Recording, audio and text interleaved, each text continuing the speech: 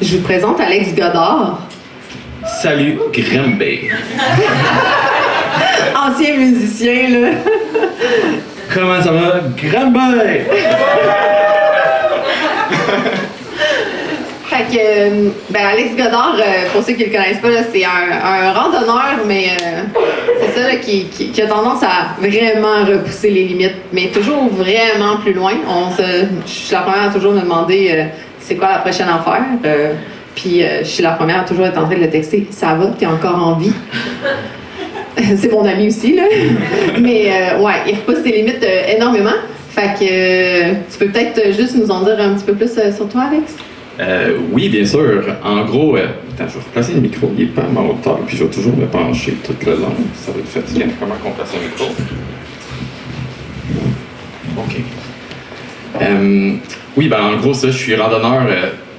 Bizarrement, c'est pas tant longtemps que ça que je pratique la randonnée, peut-être 5 ans, mais je suis le genre de personne que quand il embarque dans quelque chose, j'embarque à fond, puis que j'ai juste vouloir tout apprendre sur le sujet, puis juste aller toujours le next step, que ça soit commencer par la petite randonnée d'une journée, puis après ça, je me dis, OK, ben ça, c'est pas assez. Je veux le 2 jours. Après ça, OK, c'est pas assez. Je veux 3 jours. OK, mais là, j'ai fait du camping en été. Je veux faire le camping d'hiver, etc., etc. Donc, ça ressemble à ça. Puis au travers de ça, ben, j'ai intégré un peu mon côté artistique. Donc, j'ai commencé à créer des vidéos, puis de là, les vidéos ont grossi, devenu des films pour certains, tout ça. Donc, en gros, ça se résume à ça. Cinéaste et randonneur, si on veut. Vidéaste d'aventure. Vidéaste d'aventure. On aime ça.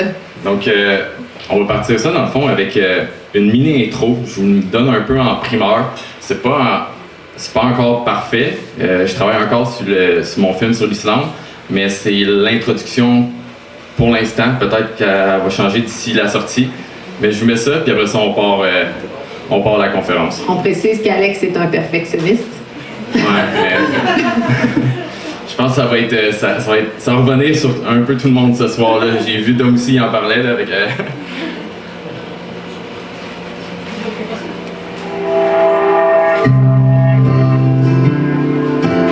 Ça, c'est moi, Alex Godard.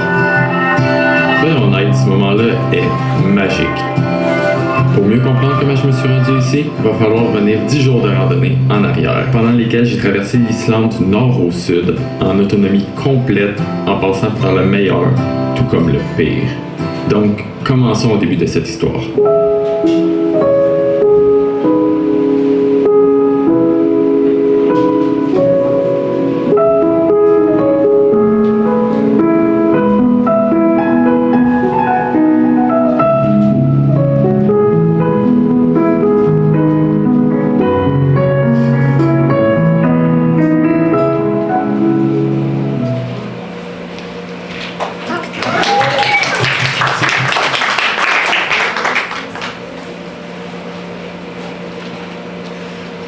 Donc, c'est ça, c'était l'intro, mais c'est peu qu'elle change encore un peu. Fait que je vais avec ma première question. Pourquoi l'Islande? Ok, je vais commencer. Parce que l'Islande, c'est magnifique, mais je vais vous montrer les photos avant, juste pour expliquer mon point encore plus, puis après ça, je pense que ça va parler tout seul, en fait, là.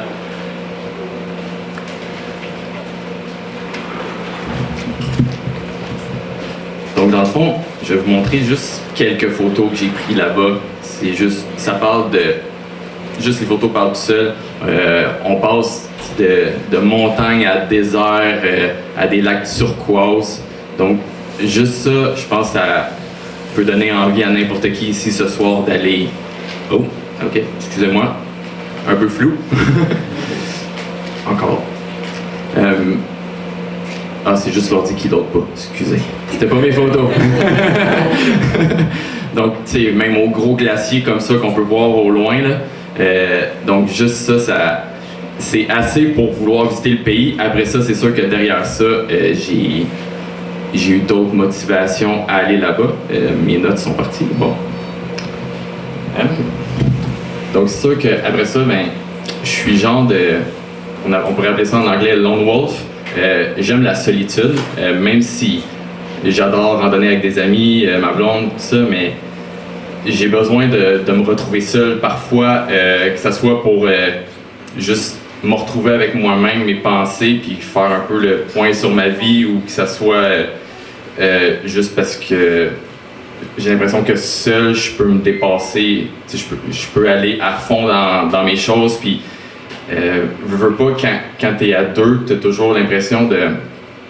même si l'autre personne est capable de te suivre, même si l'autre personne est du même calibre que toi, tout ça, mais t'arrêtes de penser un peu à toi personnellement, puis tu dis toujours, est-ce que l'autre est correct, est-ce que l'autre est correct, est-ce que l'autre est correct, puis ça peut te ralentir, donc c'est une des raisons pourquoi j'aime partir seul. Puis l'Islande, ben oui, l'Islande est un pays vraiment populaire, mais il y a des coins de l'Islande qu'il n'y a juste personne, puis je l'ai vécu d'une certaine manière. Ensuite de ça, l'autre raison pourquoi l'Islande, c'est juste, je suis un gars de pays nordique. J'ai beau aimer de vouloir voyager partout, mais les pays nordiques, les paysages nordiques, les glaciers, les montagnes, c'est ce qui me parle. Puis, ben après ça, pour pas... Je vous le cacherai pas, le prix. Je regardais un peu où je partais, puis l'Islande, le prix pour le moment que je partais était bien. Donc ça a été le point final qui a fait « OK, je m'en vais en Islande ». Puis là, à partir du moment où tu dis « je m'en vais en Islande », comment t'en es venu à dire « je vais traverser l'Islande du nord au sud, puis ça, c'est mon itinéraire ». Fait que c'est quoi qui s'est passé entre le moment où tu as choisi l'Islande puis ta carte avec ton tracé? OK. En fait, quand je pars à quelque part, en fait, surtout seul, comme je vous dis, quand je pars seul, je cherche le défi. Je veux quelque chose qui va repousser mes limites, qui va me permettre de me dépasser. Donc là, je sais que je vais en Islande, mais pour être honnête, oui, c'est beau tout ça, mais j'étais pas hype, si on veut, en anglais, de partir en Islande. J'étais comme, ah oui, ça va être beau, mais il n'y avait rien qui m'allumait encore. C'est un peu bizarre à dire parce que ça reste quand même l'Islande. Donc, je commence à tracer des tracés, ça se dit bizarre, mais à tracer des sentiers via des applications, tout ça. Puis même là, il n'y avait rien encore qui m'allumait à 100%. Donc j'ai fini par tomber sur, quand on cherche sentier de longue randonnée en Islande, ça c'est le premier qui sort. Je vais massacrer le nom, excusez-moi mon islandais, Landmalagar. Donc, c'est le sentier de randonnée le plus populaire de l'Islande. C'est un sentier de 60 km environ. Puis de là, on peut l'allonger de 20 km en passant même entre deux glaciers, donc qui fait 80 km au total. Là, je me dis, je pars 2 semaines. 80 km, c'est pas assez pour moi. Ça me prend plus que ça. Donc, je prends ça comme point de départ de mon voyage. Puis là, j'essaie de rejoindre tous les sentiers possibles de l'île à ça pour essayer de créer quelque chose que moi, je trouve qu'en 2 semaines est correct pour moi. Parce que, comme je dis, 80 km pour moi en 2 semaines, c'est pas assez. Donc là,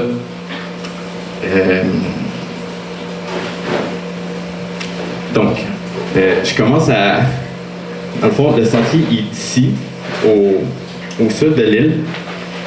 De là, je commence à me dire, OK, je pourrais aller au glacier ici. Ça, c'est le glacier, en fait, c'est le plus gros glacier d'Europe.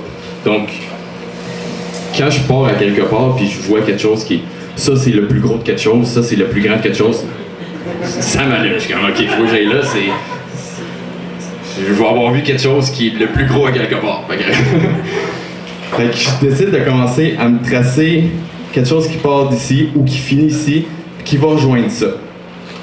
Ce qui était faisable, en fait, qui m'aurait donné quelque chose comme 400 km, qui est réalisable, en fait. Donc, de là, je commence à contacter, dans le fond, les autorités là-bas pour approuver un peu mon sentier, parce que ça reste une place que j'ai jamais visitée. Fait que c'est beau le regarder sur les maps, de regarder tous les sens possibles avec du 3D, etc. En vrai, c'est toujours différent. Donc là, on commence à me dire, OK, ben là, ton sentier passe sur un glacier. As-tu des formations pour randonner sur un glacier? Non.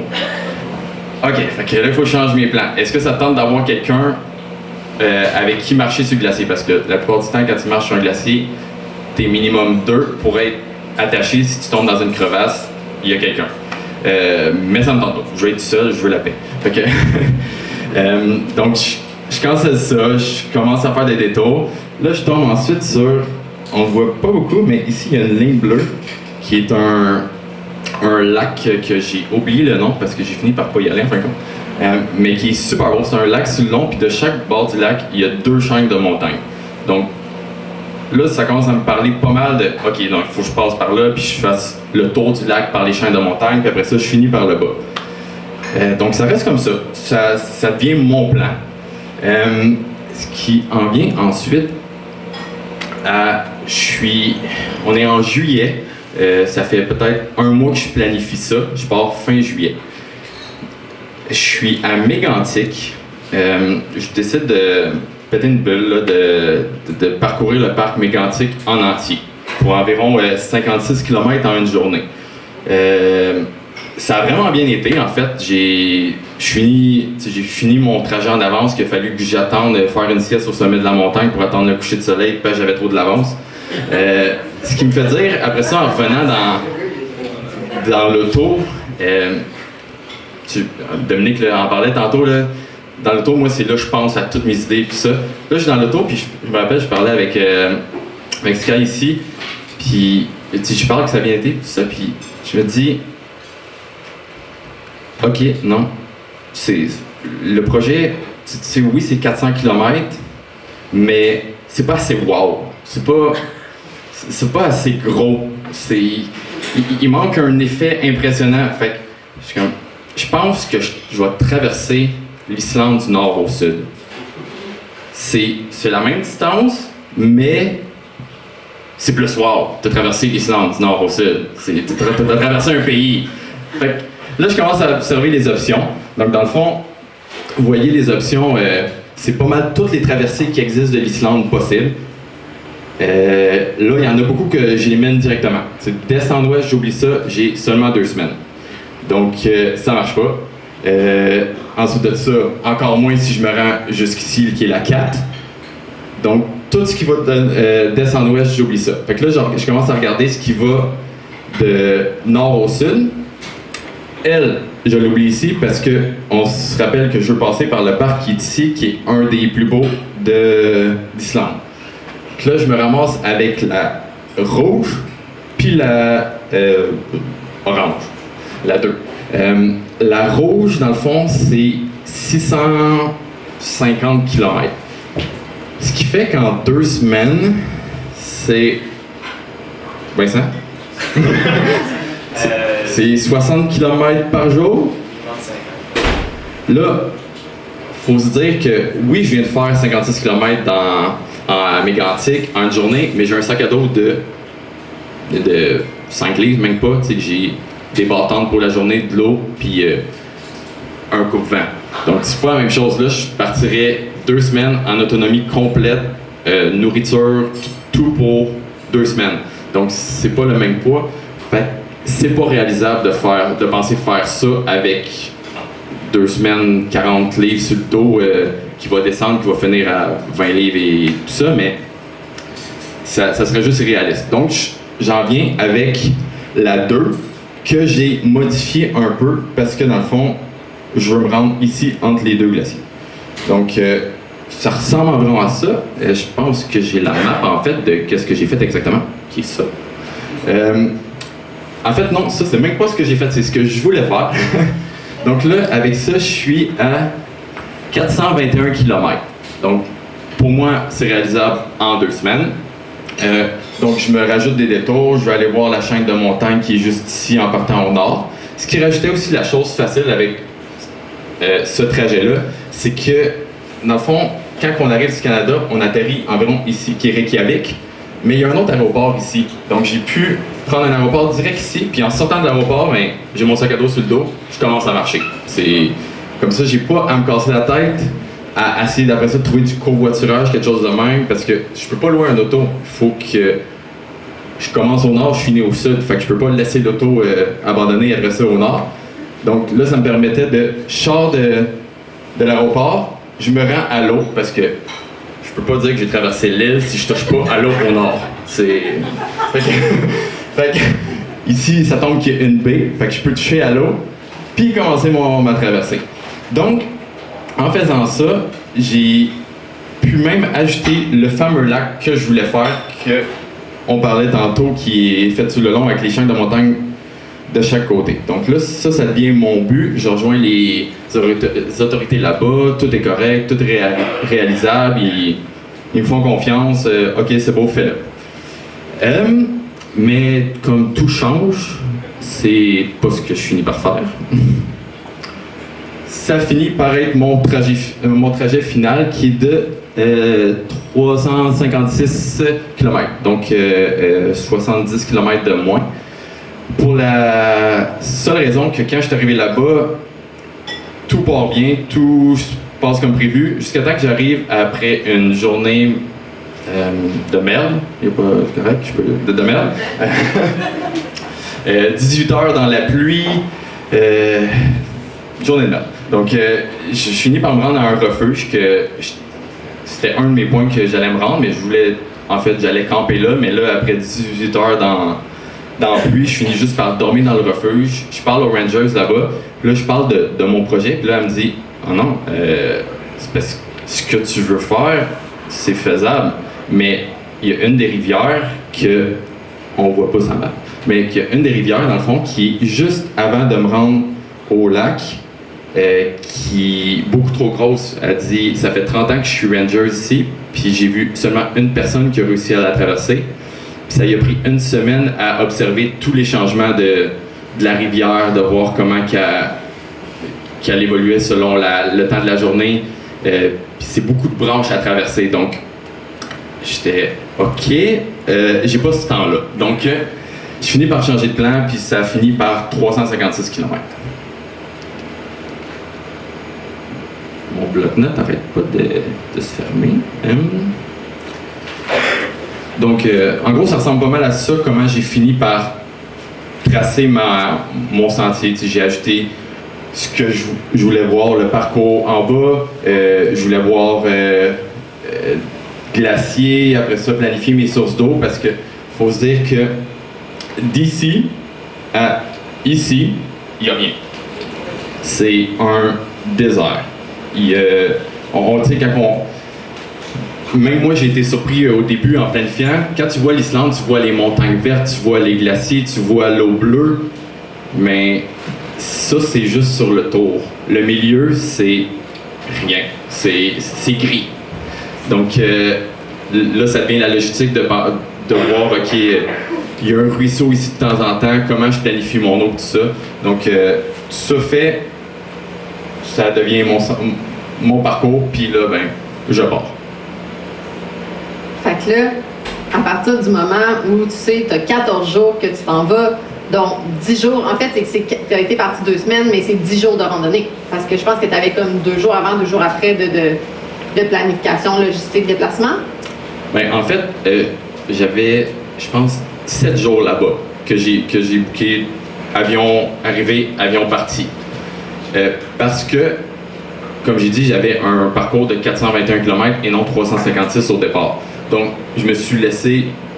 Dans le fond, j'essaie toujours, quand je planifie un trip comme ça, de me laisser un peu un petit jeu que s'il m'arrive une bad luck, quelque chose que soit une porte de sortie, ou que si mon pace de marche n'est pas celui que j'aurais espéré, ben que j'ai au moins le temps de finir.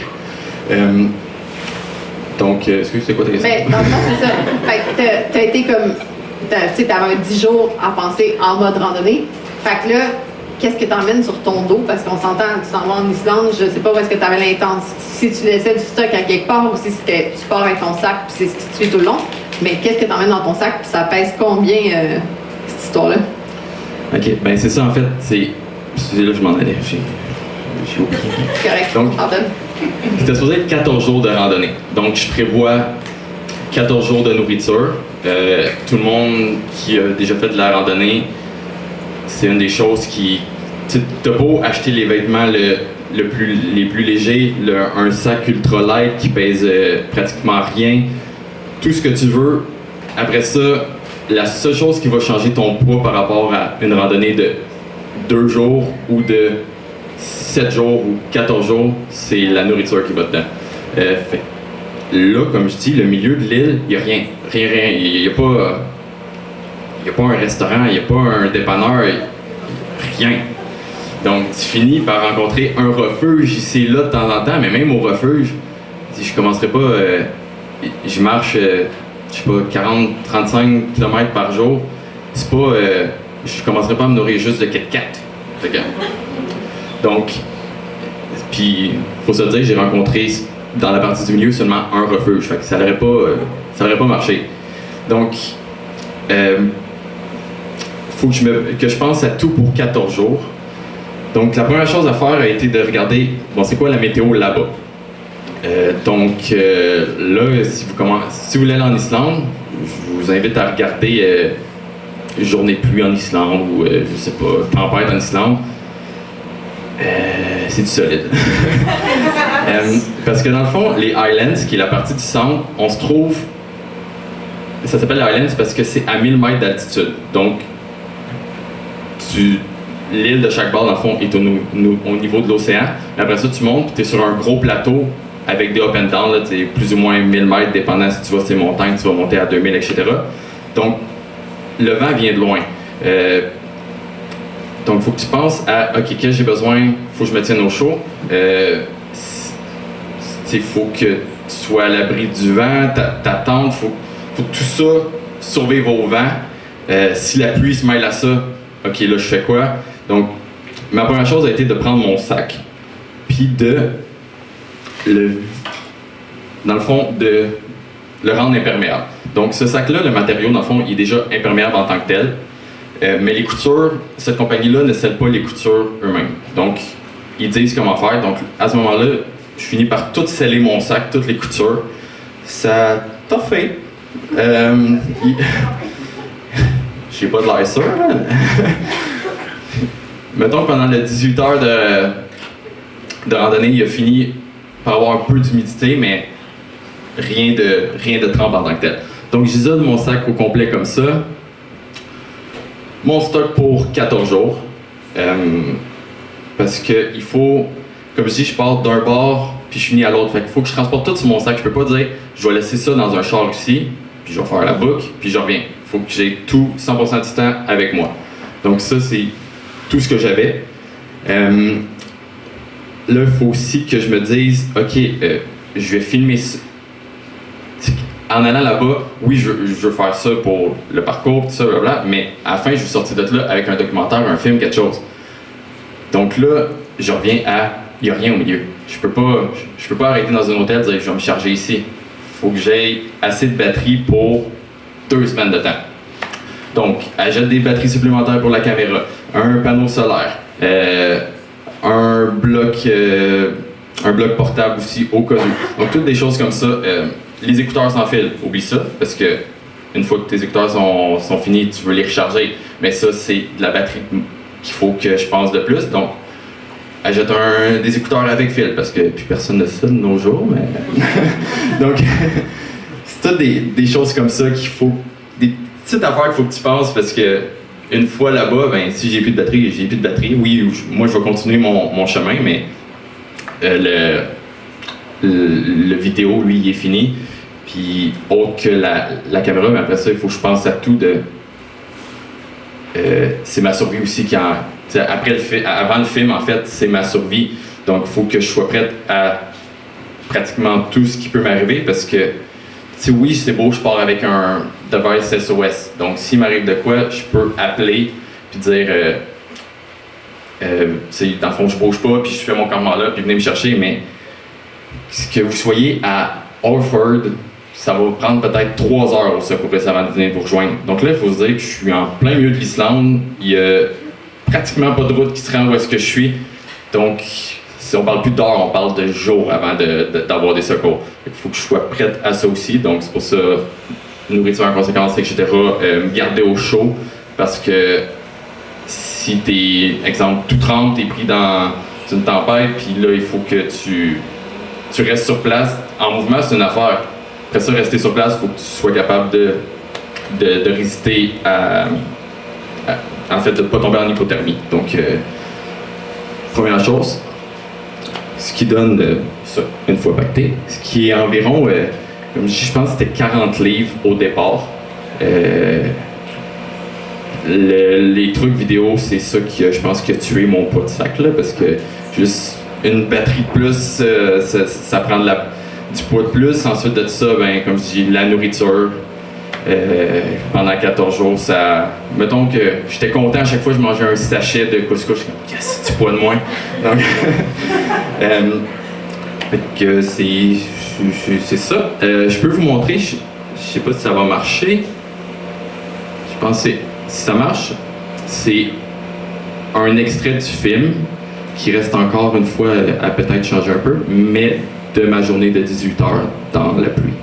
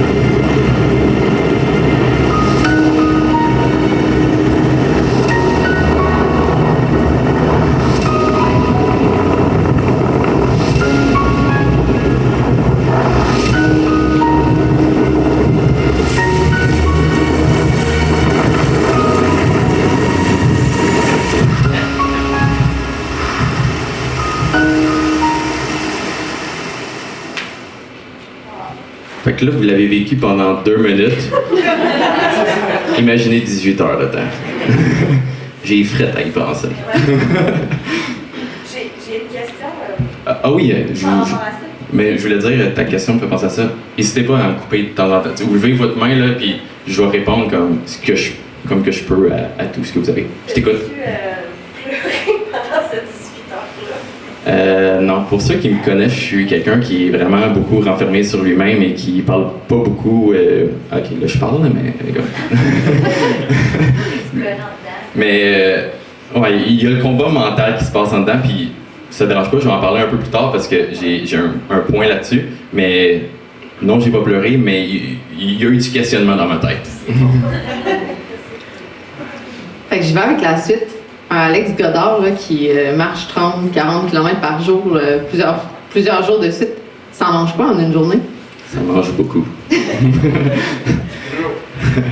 En gros, ça mange non-stop. Ben, là-dessus, j'ai eu la chance d'être accompagné par une compagnie québécoise que j'aime beaucoup, qui est Tréco, avec qui je suis partenaire un peu avec eux. Donc, Tréco qui est des repas lyophilisés. Donc ça a été pas mal ma grosse source de nourriture.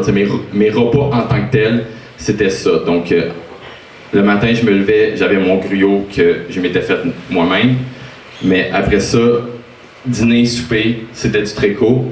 Puis parfois une collation d'après-midi aussi, du Treco. Puis au travers de ça, il y a des bartendes beaucoup. Donc, du Treco. Parce qu'en gros, ça reste pas mal ça, la longue randonnée pour tous ceux qui en ont fait. C'est tu te lèves le matin, tu manges, ou peu importe si tu veux manger en te levant ou non, là, mais tu marches, tu manges, tu marches, tu manges, tu manges, tu marches, tu manges, tu dors, puis tu recommences. Fait que ça ressemble pas mal à ça. Fait que ça, c'était pas mal mon 2 semaines. Donc, là, ça n'a pas l'air si pire que ça, mais ici, il faut se dire qu'il y a beaucoup de barres empilées une sur l'autre. Beaucoup.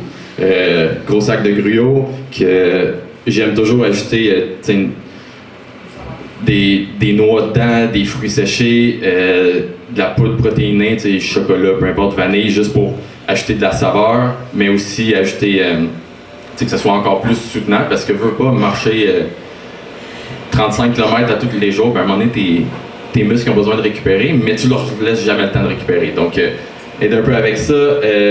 Puis des fois, j'aime ajouter aussi un peu, vous avez peut-être déjà vu ça, du green, comme du green en poudre. Là. Donc, c'est une portion de légumes en poudre. Donc, c'est bien. Il y en a qui se vend au tropical, chocolat, peu importe. Fait que ça l'ajoute encore de la saveur. Puis ça me donne un peu de nutriments parce qu'il faut se dire qu'en randonnée, on mange pas. Tu sais, je peux pas manger de la salade fraîche. Là. Mais presque. C'est une des choses que j'aime de Treco aussi, c'est que leurs repas sont très nourrissants.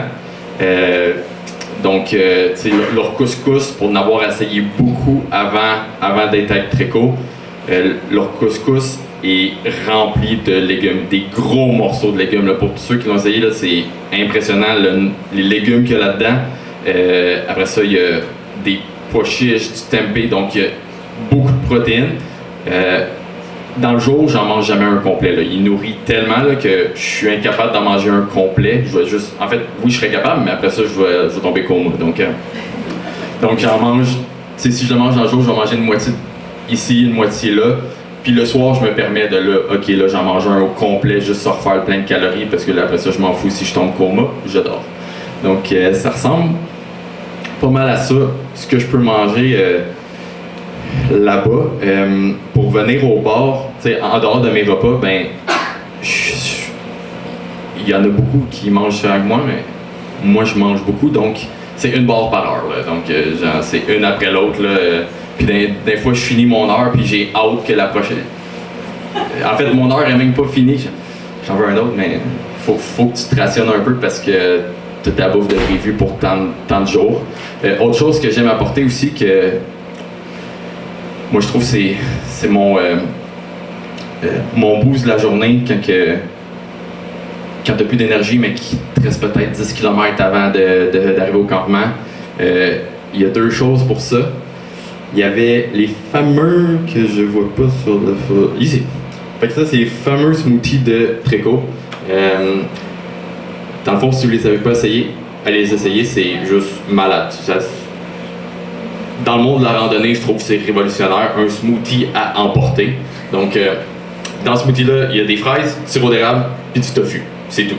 Donc, on a du sucre, fraises, sirop d'érable, qui va vous donner juste un boost d'énergie instantané, puis du tofu pour les protéines, pour vous soutenir encore. Donc ça, je prenais ça, mettons, vers 6 heures, là, quand il me restait peut-être encore 4 heures à marcher, puis je prends ça, une moitié de ça, puis j'étais parti encore pour le reste. Sinon, pour commencer la journée, j'aimais beaucoup avoir... Il y a beaucoup d'adeptes de café ici, j'imagine. Mais on va se dire, le café, ça fait faire caca. Donc, donc ça me tente... Je suis en plein milieu de nulle part, fait que ça me tente pas d'être toujours arrêté à...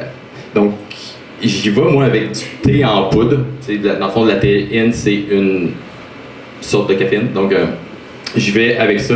Fait que j'ai des sachets de théine concentrée au citron, mettons. Donc, je mets ça dans mon eau, puis ça me donne, mettons, 80 mg de caféine pour commencer ma journée. Donc, ça, c'est mon petit truc, puis c'est mon petit boost personnel. Donc, puis là, je voulais savoir, dans le fond, là, parce que... Excusez. tu as planifié ton trip là, en Islande, tu as fait ton plan et tout ça. Là, ça, c'est beau, là, tu es assis chez toi, pas en Islande. J'oublie quelque chose, juste pour le sac à dos. Excuse. Parfait. En fait, je suis 2 questions en sac à dos, c'était là 2 questions. Mais il y avait juste une autre chose que je voulais plugger, dans le fond, c'est dans tout ça, il y a les vêtements, il y a la bouffe, puis là, mais après ça, il y a un peu d'hygiène, un peu. Un minimum. Je reste tout seul avec moi-même, là, je suis capable de me sentir. Mais tu sais, mon odeur, c'est une chose, mais après ça, il y a mes dents. Fait que j'apporte toujours des petites pastilles, dans le fond, des petites pastilles que tu fais juste croquer, puis ça mousse dans la bouche, puis tu te brosses les dents avec ça. Donc,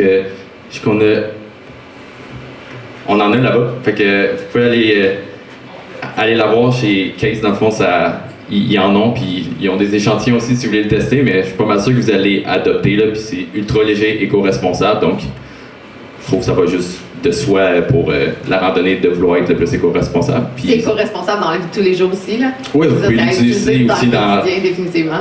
Mais moi, c'est mon must dans mon sac à dos.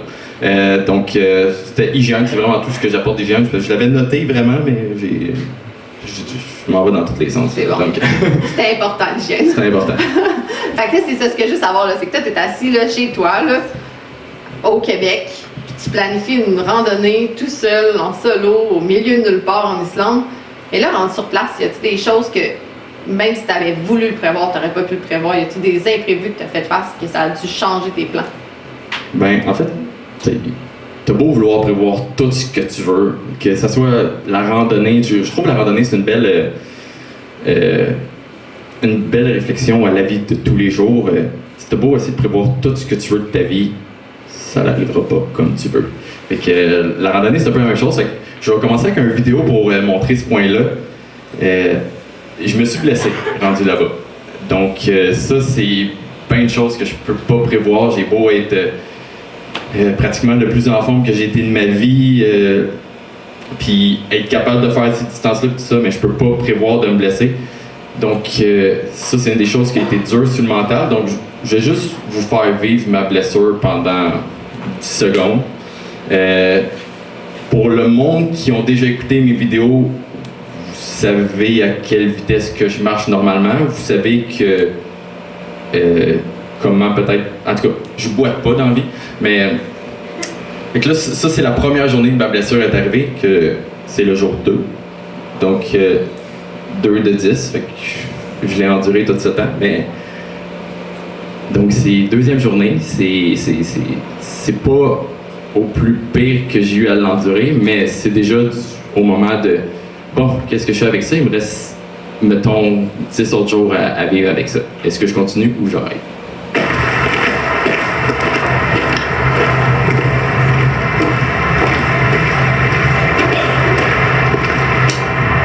J'avance pas vite, là. Non, en fait, c'était le pied. Je peux expliquer brièvement ce qui s'est passé. C'est que la partie avant ça, il y a une grosse portion qui est sur le bord de la route. En fait, pas une grosse portion, qui est 30 km sur le bord de la route. Donc, tous les randonneurs qui ont peut-être marché sur le bord de la route, vous savez peut-être, c'est la pire chose au monde. Faites-moi marcher à la pluie, peu importe quoi, mais pas sur de l'asphalte.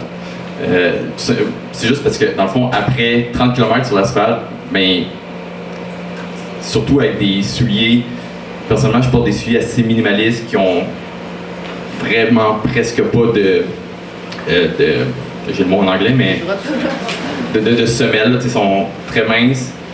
Donc, c'est des souliers faits pour la randonnée, pour le sentier, pour la terre, la roche, whatever, mais pas pour de l'asphalte. Donc, après 30 km là-dessus, ben, ça chauffe. Ça finit par chauffer. Donc, puis, je suis le genre de gars qui fait jamais d'ampoule. Jamais. Je suis dans les chanceux qui peut dire que j'ai jamais d'ampoule. Mais là, après le 30 km, qui est pourtant pas ma première fois à marcher comme ça sur de l'asphalte, j'ai fini par avoir un début. Ça voulait se former. Donc là, mon corps a voulu commencer compenser. Donc mon pied, je mettais moins de poids sur ce pied-là. Fait que là, en mettant moins de poids sur le pied, mon pied travaille mal. Ça commence à juste créer peut-être, comment dire, un trop gros stress sur mon pied. Surtout avec le poids, il faut se dire que j'avais 40 livres, on est au début, là, donc 40 livres sur le dos. Donc ça a juste créé un stress. Fait que c'est pas une grosse blessure, c'est juste un stress qui créait un pincement continu à chaque pas que je faisais dessus. Donc de là, c'est pour ça que, je sais pas qui a dit le genou, toi? Mais c'est ça, c'est que là, j'essaie de compenser, donc ça fait que ça a l'air d'être un peu le genou, ce qui a fait qu'un peu plus tard, c'est arrivé jusqu'au genou. Je suis là.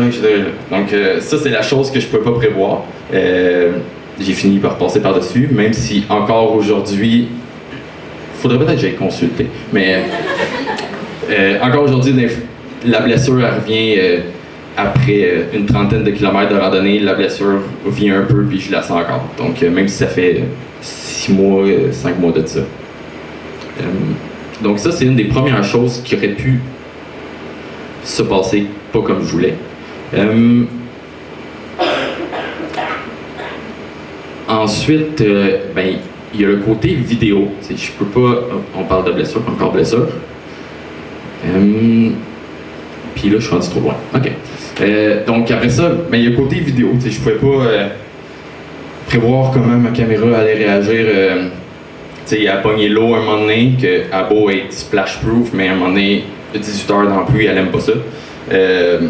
Toutes des choses comme ça, côté vidéo. Après ça, j'ai beau filmer sur le moment, mais le voir sur la tout petit écran de caméra, puis après ça, le voir à la maison sur une grosse écran en HD, mais tu te rends compte, ok, j'aurais pas dû filmer comme ça, donc ça, c'est une autre petite affaire. Ensuite, oui, pour ajouter à ma bad luck, ben mon matelas, il a percé. Donc, je sais qu'il y en a beaucoup qui sont fans de dormir directement sur le sol. Moi, ça me parle pas. Donc, c'est environ la moitié, je pense, peut-être 4e jour, que mon matelas, il a percé. Donc, je le gonflais au début de la nuit, puis ben, il fallait que je le regonfle en plein milieu de la nuit, puis même là, je finissais le matin à terre. Donc, c'est juste une petite chose de plus qui fait, tu sais, c'est pas la fin du monde, c'est juste, tu dors mal. Ensuite, il y a en traçant mon parcours, ça vous a sûrement peut-être déjà arrivé si vous avez déjà tracé un parcours comme ça. Quand vous regardez les maps sur Internet ou les maps physiques, peu importe comment, vous voyez des trails, vous faites votre sentier par rapport à ça, là, vous arrivez sur le terrain, ben la trail, elle n'existe pas. Donc, c'est une chose que c'est correct, je suis capable de dealer avec. J'ai quand même, mettons, été au Yukon, il y a des parties qui n'ont juste pas de trail, qui c'est fait comme ça.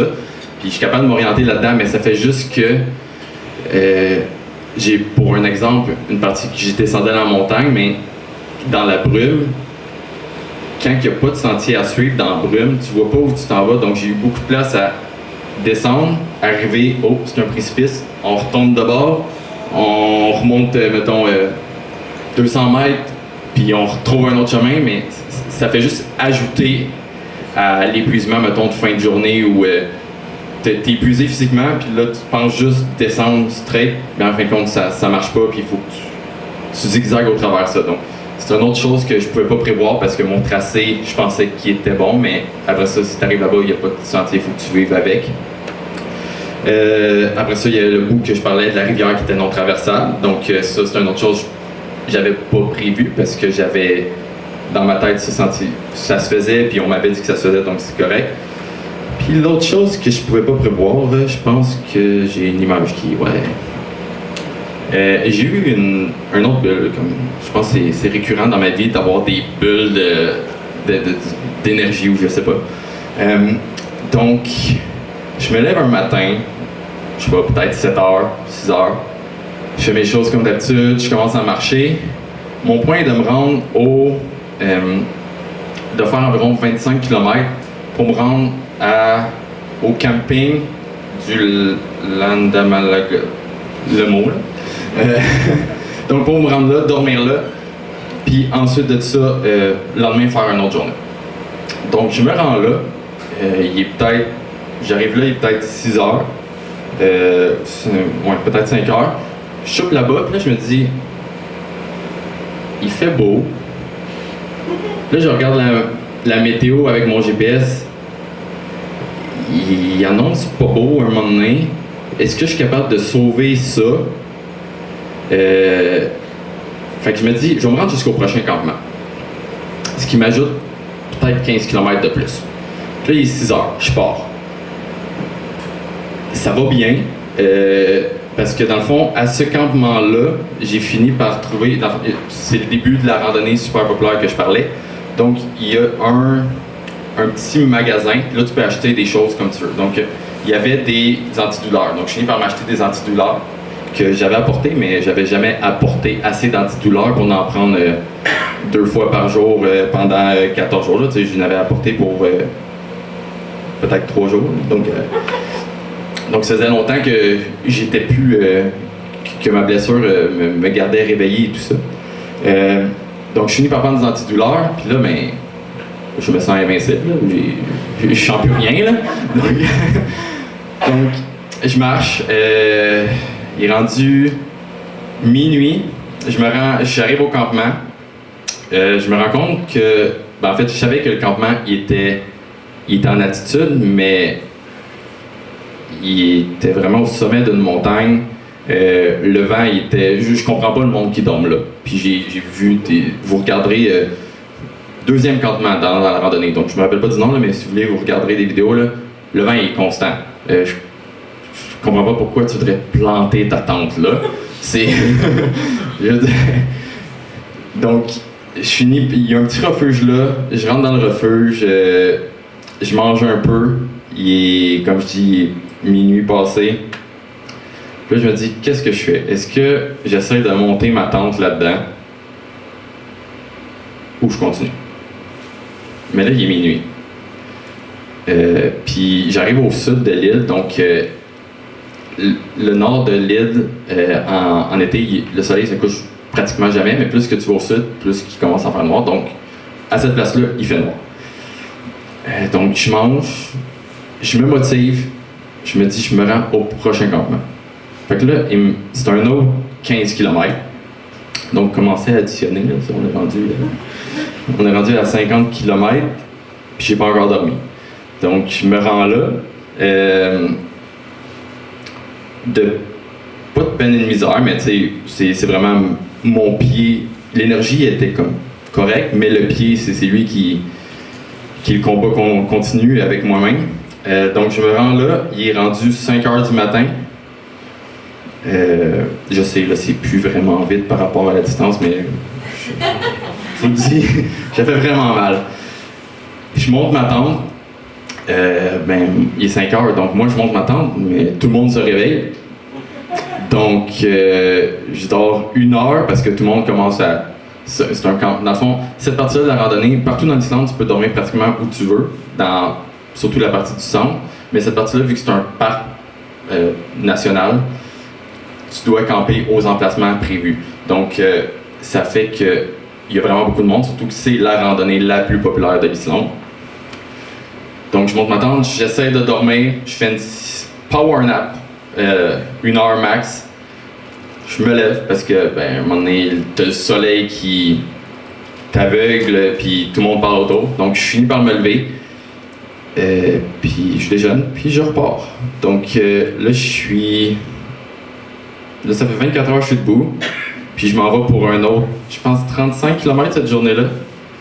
Donc, on repart, ce qui fait environ que en 36 heures, je pense, sans dormir, 85 km, un truc dans le genre. Là. Donc, c'est un peu la bulle que j'ai eue, que je pouvais pas... J'aurais pu la prévoir, mais c'était pas prévu. Puis, tu veux pas, à ce moment-là, ça c'est 8e jour, je pense, 7e. Ça fait 7 jours, je suis tout seul, j'ai pratiquement pas eu de communication avec le dehors.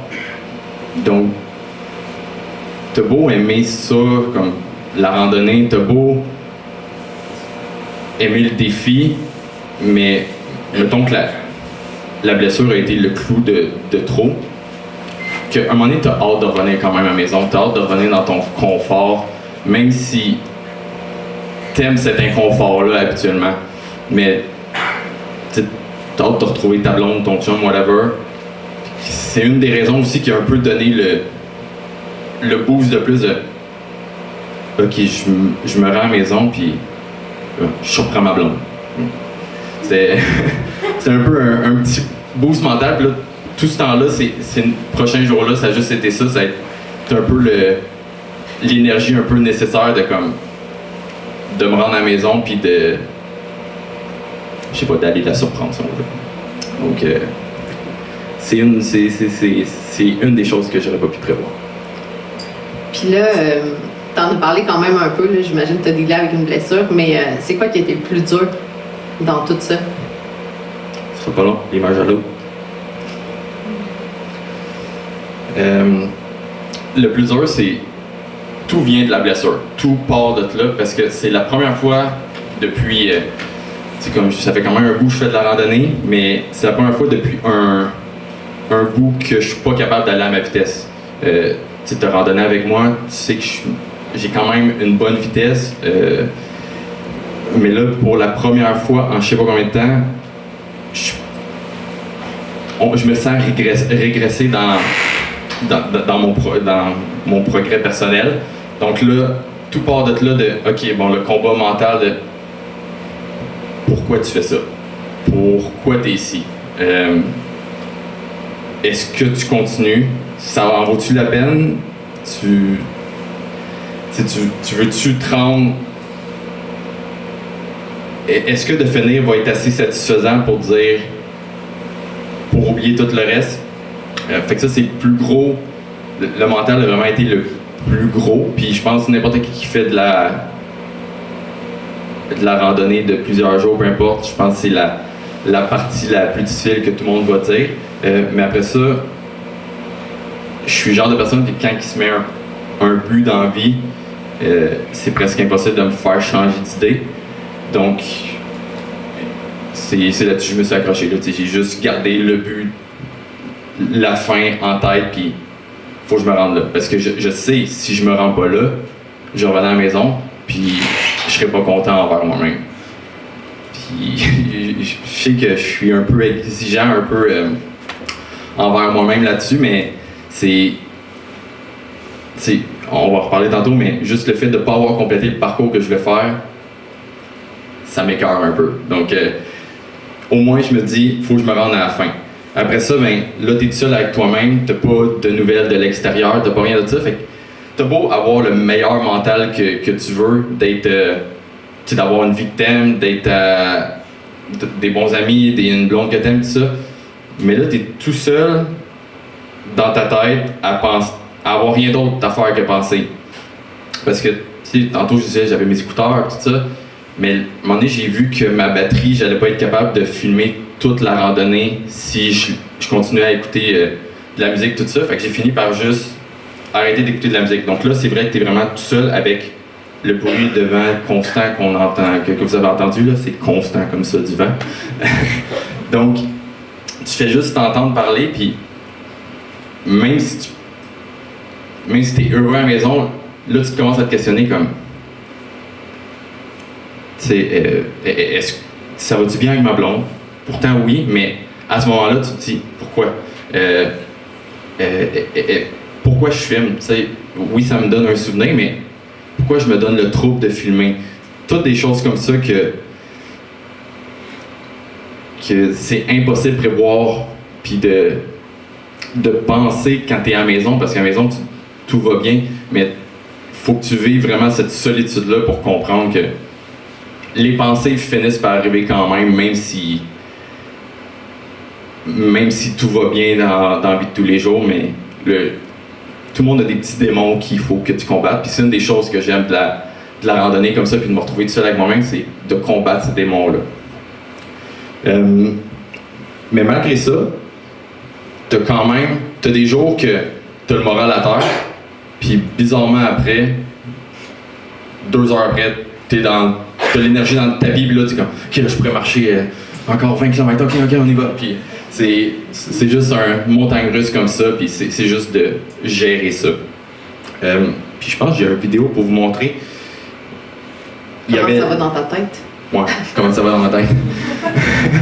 Fait qu'il y avait la vidéo du début, qui est ma blessure. Puis là, ben, je vous montre une autre vidéo qui se passe quand même 5 jours après, mais que, je sais pas, je devais être sur un rush de caféine ou je sais pas quoi, mais...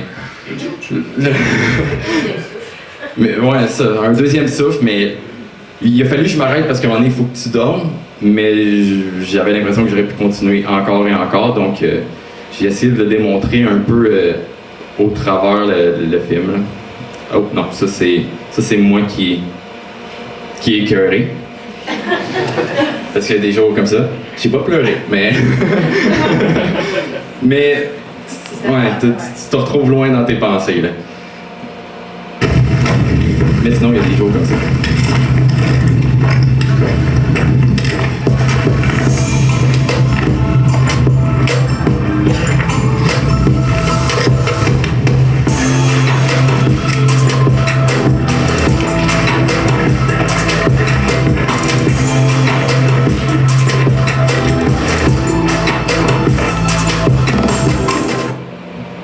C'est vraiment tout, c'est juste, tu sais que le bout que même monter ta tente, t'as trop d'énergie puis on dirait que tu voudrais danser avec ta tente. J'ai aucune idée de ce qui se passait dans ma tête, mais c'est ça, je bougeais sur place. Là.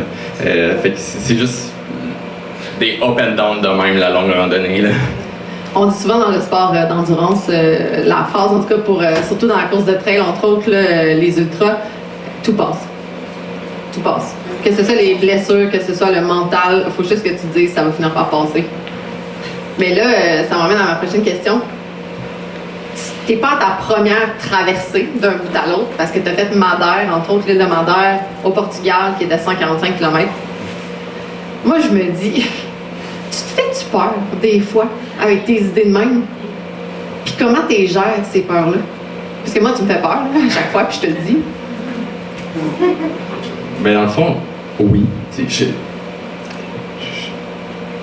Tout vient avec un doute. Je suis pas surhumain, puis je peux mourir là, comme tout le monde. Donc, quand tu commences, en fait, je commence toujours avec une idée que je suis trop confiant. Donc là, je me mets une idée en tête, puis, ok, je fais ça. Puis là, on dirait qu'il pourrait avoir aucun problème.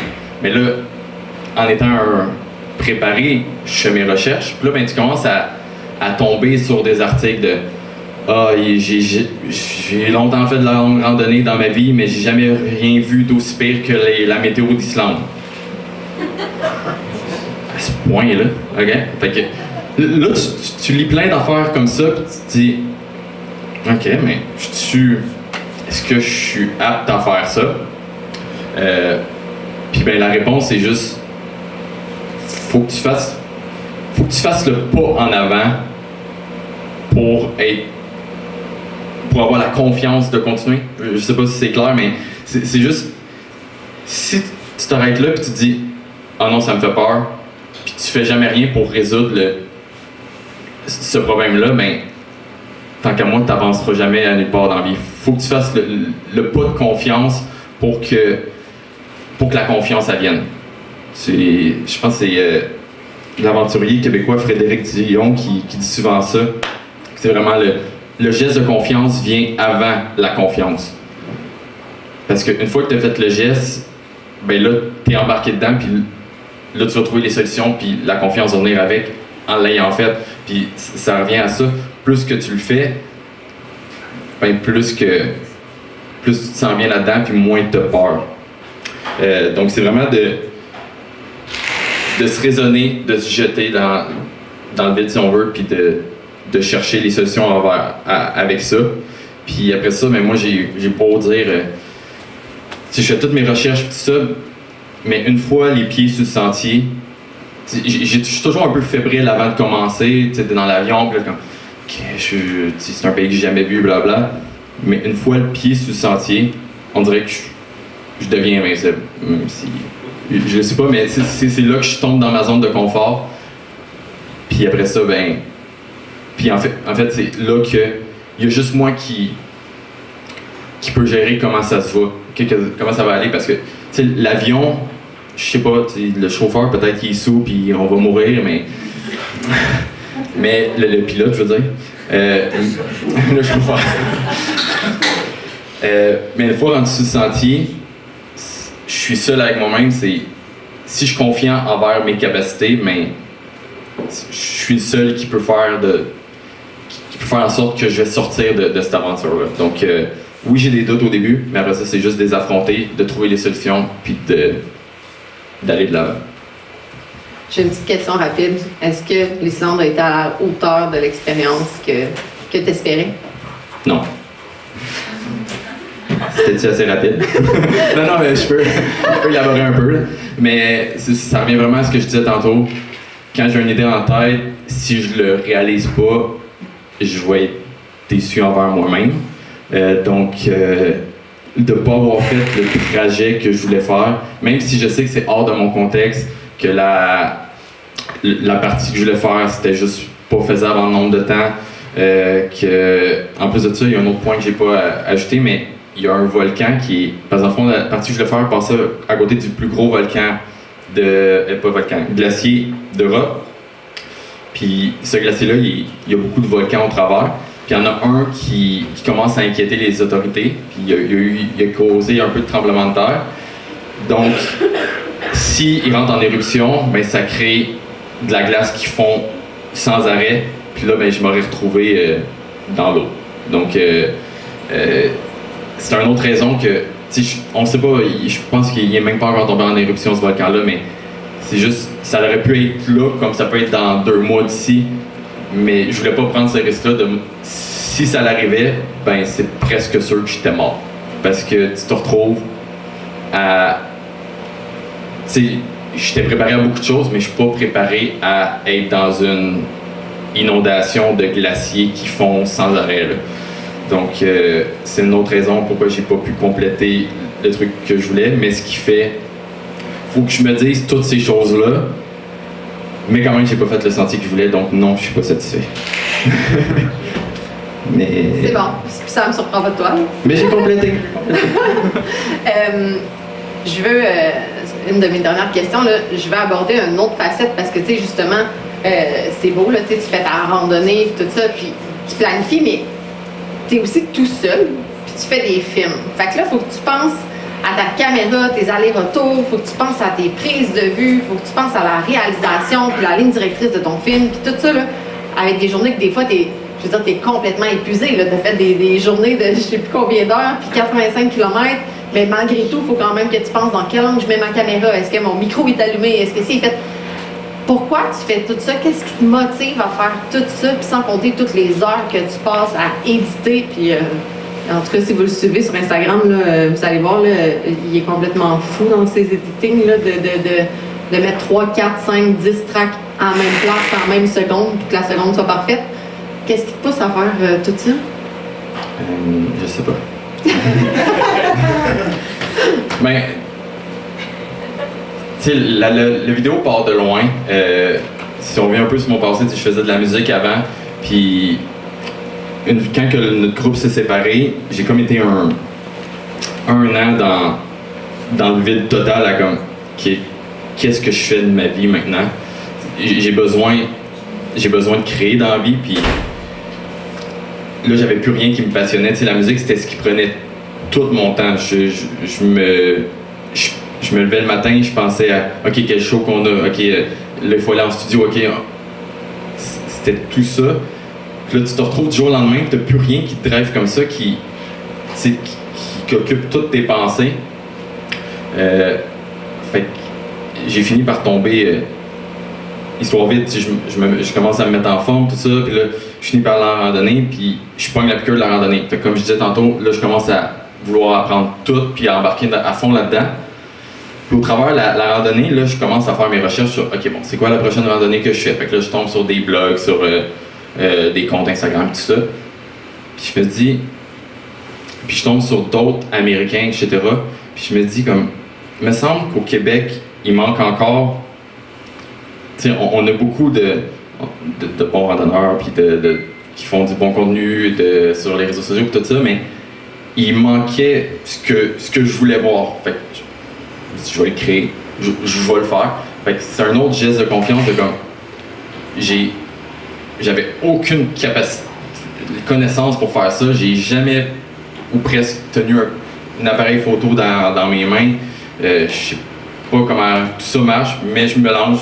Je prends mon cellulaire qui filme flou, puis je l'essaie, puis de là, c'est de pas avoir peur. T'sais, dans la vie, j'ai beau être perfectionniste, mais à un moment donné, il faut que tu mettes ça de côté et dire ça sera pas parfait au début, mais si tu te lances jamais, ça pourra jamais être parfait. Fait que c'est de te lancer là-dedans, puis de commencer à faire, puis tu vas juste devenir meilleur, puis j'en apprends tous les jours. Donc, c'est un peu ça la motivation, c'était de créer quelque chose que je trouvais qui manquait, puis en même temps, moi, ça occupe une place dans ma vie que j'avais besoin. J'avais besoin d'une passion qui me drivait comme ça, qui occupe pratiquement toutes mes pensées. Mais c'est sûr qu'après ça, au travers de ça, oui, c'est ajouter des kilomètres. J'ai dit que j'ai fait 356 km pour traverser l'Islande, mais en réalité, je n'ai peut-être fait 400, je sais pas, 450. C'est tout des pas de plus à filmer. Après ça, c'est de l'énergie de plus à marcher, mais aussi à penser, OK, bon, là, je filme cette shot-là, il faut que ça soit cohérent dans mon... Mon but, c'est de montrer ce que j'ai vécu le plus réaliste possible. Je suis pas un acteur, je suis pas là pour inventer des choses, fait que c'est vraiment de montrer ce que j'ai vécu. Fait que là, il faut que je pense à tout ça en même temps, donc c'est énergivore aussi côté mental. Puis après ça, ben, faut pas se le cacher, faut que tu sois passionné, parce que après ça, c'est énormément de temps, d'argent pour en retour une vidéo que peut-être 100 personnes vont voir, comme peut-être 15 000, je sais pas, mais faut que tu aimes le faire, puis il faut que tu sois content de ce que tu vois après. Puis, la première chose que je dis toujours, c'est que je le fais parce que aussi ça me donne... C'est la meilleure manière de revivre mes voyages. Tu as beau avoir des souvenirs dans ta tête, mais on veut pas, on se ment toujours à nous-mêmes avec nos souvenirs. Là. Donc là, ça me permet de revivre, puis des fois de faire « Ah oui, c'est vrai, j'avais oublié ce moment-là », puis ou de faire... Tu sais, mettons ma blessure, comme qu'on dit, c'est... Le mental oublie facilement ce que tu as vécu. Tu te rappelles de « Ah, c'était beau, ah, c'était ça », mais c'est pour ça que je dis, comme une fois rendu ici, je me dis « Ah, j'aurais dû faire tel parcours et tout ça », mais c'est beau à dire rendu ici, parce que t'oublies ta blessure, t'oublies tout ça, tu penses juste à « Ah, j'aurais dû le faire », mais là, à regarder les images, je fais « Ok, non, je me suis jamais vu marcher de même, il y avait clairement quelque chose qui marche pas ». Fait que c'est une des choses que la vidéo me permet aussi de revivre mes voyages différemment, là. Puis c'est ça. C'est quoi les plans pour 2023? Ben attends, je vais juste passer quelques shots un peu de behind the scene, là. Presque perdre mon trépied dans du genre de sable mouvant. Ben, en fait, de perdre ma caméra au complet. De devoir faire des allers-retours dans des rivières que la première fois est déjà un peu sketchy, puis là t'as refait une deuxième fois parce que t'as laissé ton trépied en dehors. Donc, ouais, c'est ça. Puis là, je pense que l'autre après, c'est une vidéo que ma blonde elle a filmé de juste moi qui fais des allers-retours, là. Donc, en gros, ce que je voulais filmer, c'était ici, où est-ce qu'elle se trouve, puis là, ça l'a figé. Oui, ça c'était au Yukon, en fait. C'était un autre voyage.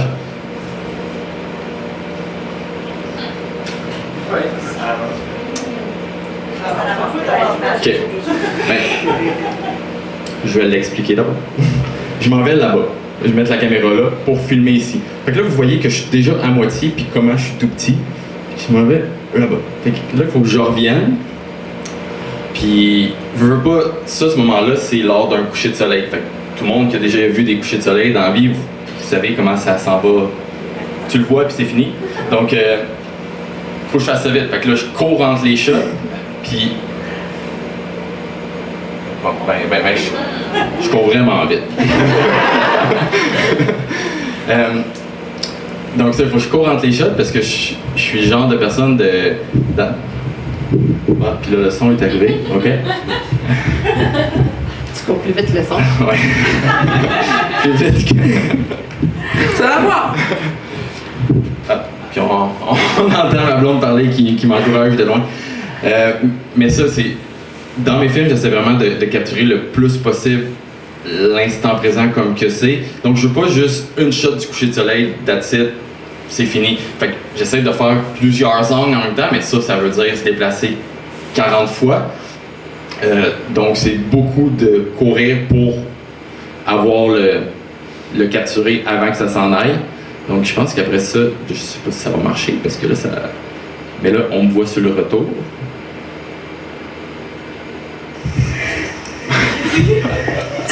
Ça ralentit, hein? Oui. Puis c'était dans du sable, donc...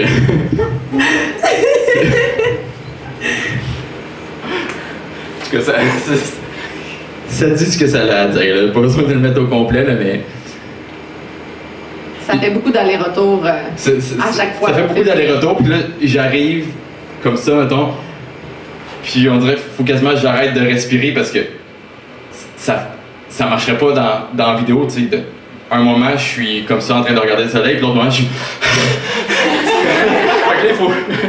Juste coupe mon souffle le temps de la scène. OK, puis... Donc, c'est un peu ça aussi, filmer, puis être tout seul à gérer la caméra, puis des fois, tu sais, là, on était deux, mais être tout seul à tout simplement être en avant et en arrière de la caméra. Donc, ce qui arrive que des fois, tu arrives à la maison ou tu regardes ta shot après, puis t'es comme... Ouais, mais le cadrage n'est pas comme je voulais, mais là, je peux pas la refaire. Je suis à 2000 km de la destination. C'est tu le fais là, puis t'essaies de ton mieux, puis peut-être ça va être bon après. Donc, c'était... Ma question. Là, c'est tout pour cette question-là. C'est quoi qui s'en vient pour 2023? Beaucoup trop de choses. Je peux pas... Qu'est-ce que je pourrais dire? Mais dans le fond, j'ai des... Okay. Si on part du début, de pourquoi que je suis hésitant, c'est que... je viens d'acheter une nouvelle maison, puis là, on rénove tout au complet. Donc, ça demande beaucoup de mon temps, beaucoup de mon énergie, beaucoup de mon argent, je veux pas. Puis, tous ces voyages-là, tous ces films-là sont financés de ma poche. Donc, à un moment donné, il faut que je fasse des choix. Mais j'ai quand même des idées pour cet hiver. Puis, si tout va bien, ça peut être des très gros projets. Je pense aussi à l'été prochain. J'ai quelques plans en tête, il faut que je me choisisse sur lequel que je fais. Je suis déjà rendu en 2024 dans ma tête. Donc, je sais pas si je plug quelque chose.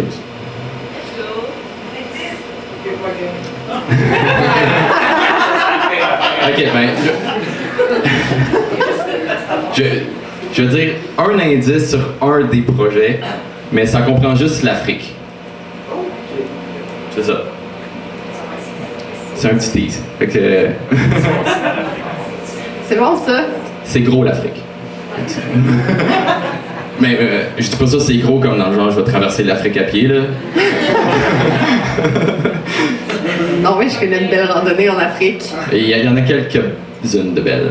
Fait que si on veut suivre tes aventures ou aller voir tes films, parce que t'en as quand même vraiment beaucoup, sur YouTube, essentiellement, mais on peut suivre aussi sur Facebook et Instagram. Ouais, en gros, YouTube, c'est pas mal mon média, si on veut, par excellence. C'est là que mes vidéos sont, c'est là que je concentre pas mal toute mon énergie. T'sais, tout ce que je fais vient de YouTube. Après ça, Instagram, Facebook, c'est juste un moyen de plus de promotion puis de communiquer avec les gens et tout ça. Mais l'essence de mon art, si on veut, est sur YouTube. C'est là qu'on peut retrouver mes vidéos, tout comme mes films, dont celui sur l'Islande qui s'en vient dans très pas long. Merci, Alex. Merci. Plaisir. Avez-vous des questions?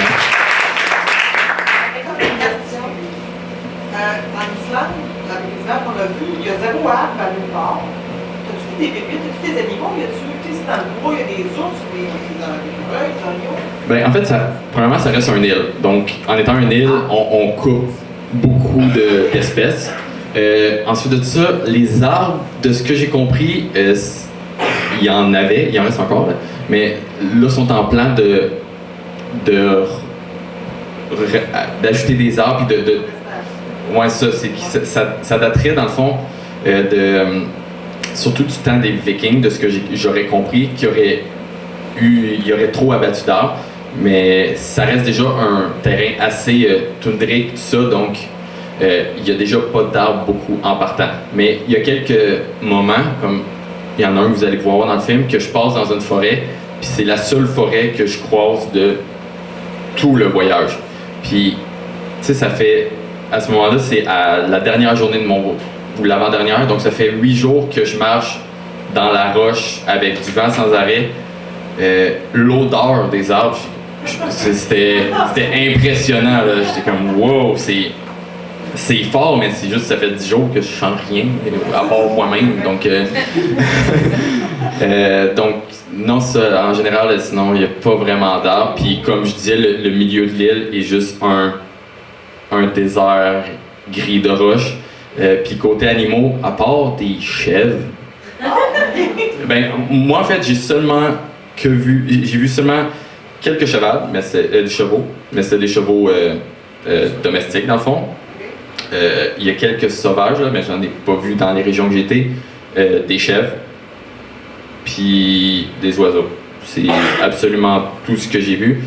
Puis ça reste qu'il n'y a pas grand-chose de plus. Puis si on revient aux arbres, même côté végétation, côté ce qu'ils font pousser, il n'y a pratiquement rien. Presque tout est exporté pour eux parce qu'il n'y a rien qui pousse. C'est à part, mettons, des bleuets qu'ils sont capables d'avoir, mais sinon, ils n'ont pas de pommes, ils n'ont pas rien de ça parce que ça pousse pas là-bas. Donc c'est ça. Oui.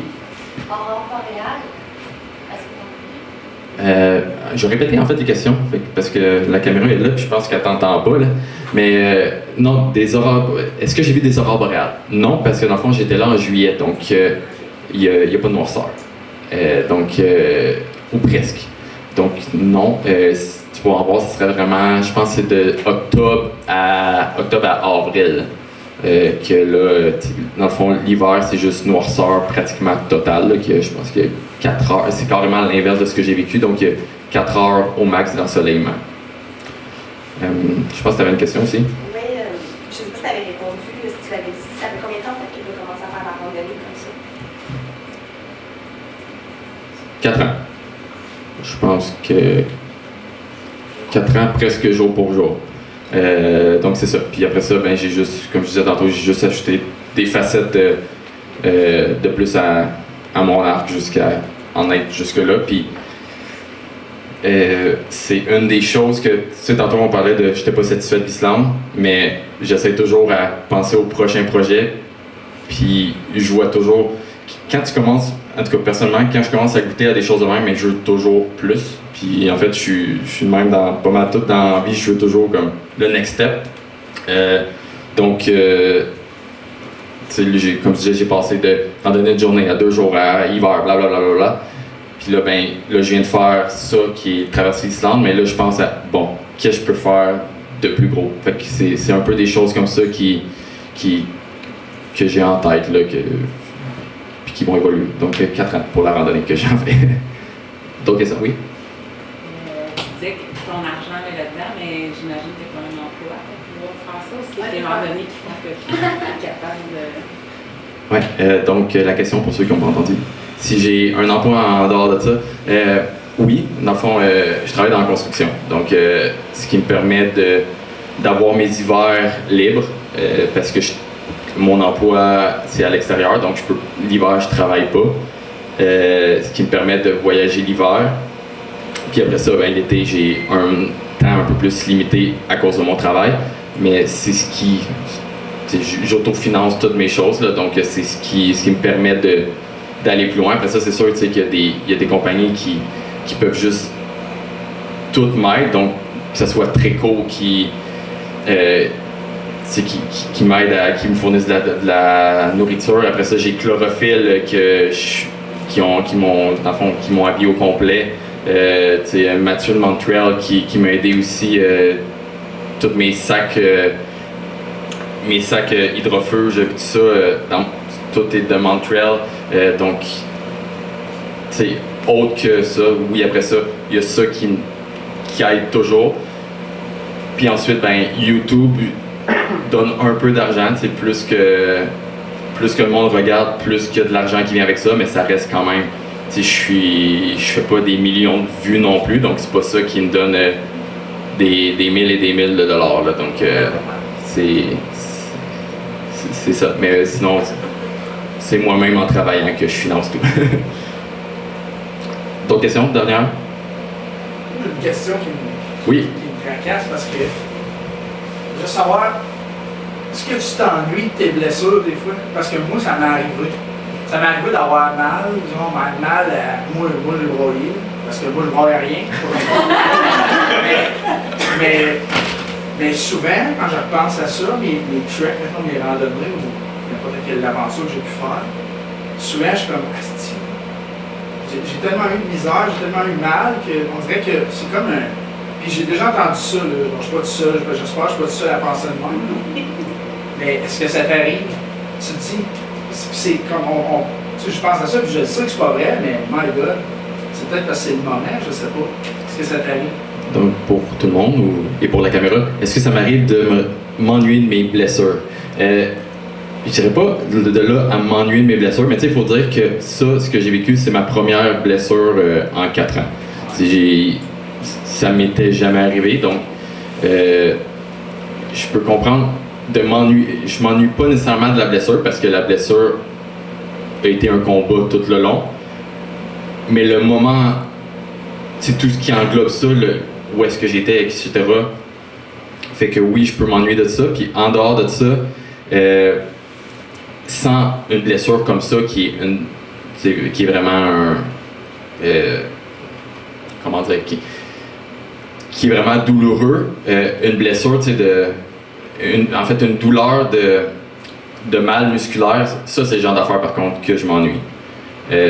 J'aime, c'est comme si j'aime le défi, je cherche toujours à repousser mon corps plus loin, fait que c'est le genre d'affaire que je recherche quand je planifie souvent un trip. Bon, c'est qu'est-ce qui va repousser mon corps à une autre limite que je veux finir la randonnée puis être épuisé. Je veux pas, si j'ai fini puis je suis pas épuisé, pourquoi?